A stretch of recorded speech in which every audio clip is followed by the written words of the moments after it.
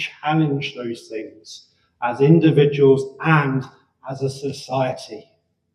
Because I know that if someone in this audience would say, why don't you go for a walk, a run, a jog?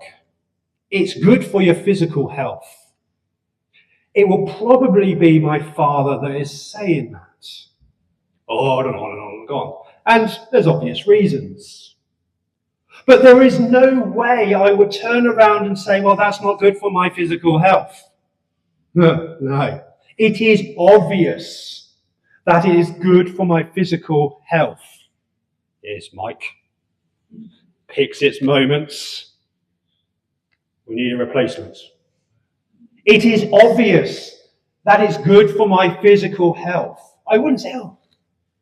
But if I do too much, if I run too far, if I weightlift too much, yes, there is danger. But how many times do we now say, it's not good for my mental health? Why? Because growth, challenge, and all of those things within moderation make us grow and challenge what we think we might be. And I talk from experience. Prevention cannot just happen in the clinical setting. Prevention has to happen outside of the clinical setting. We can have preventative services, and we need so many more services.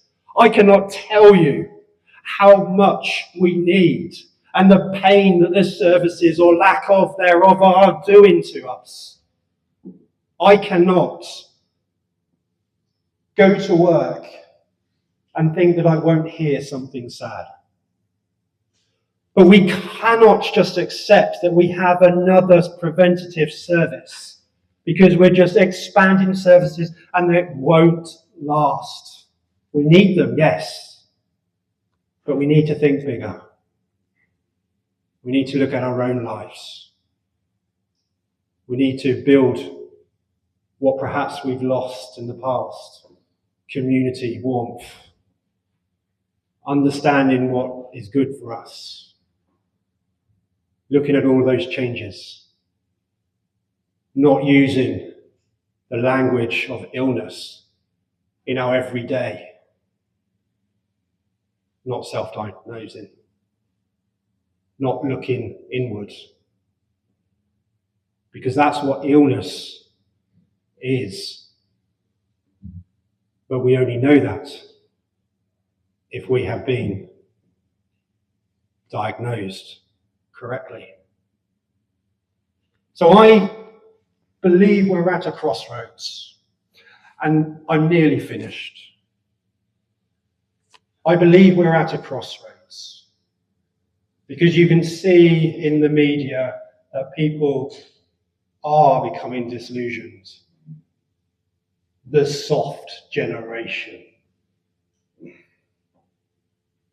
Are they just lazy?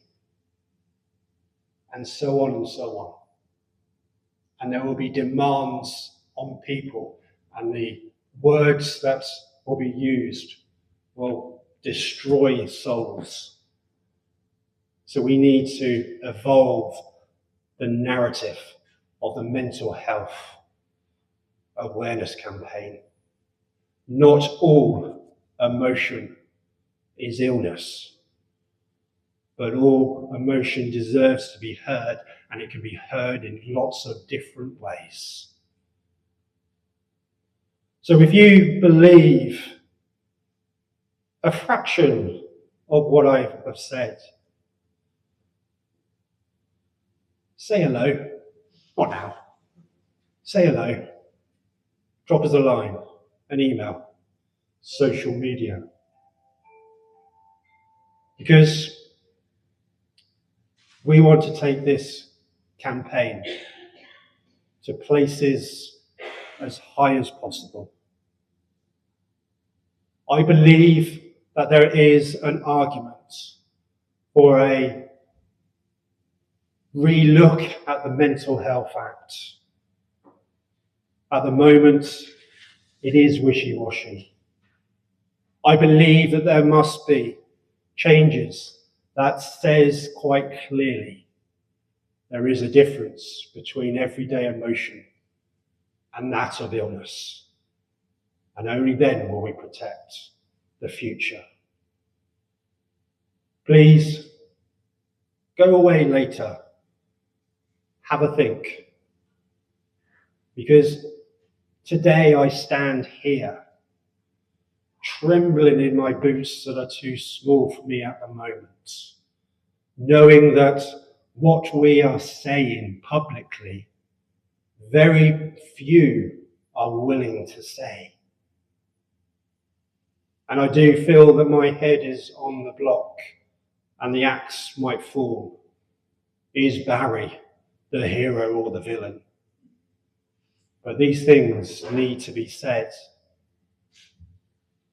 because illness needs to be protected at all costs.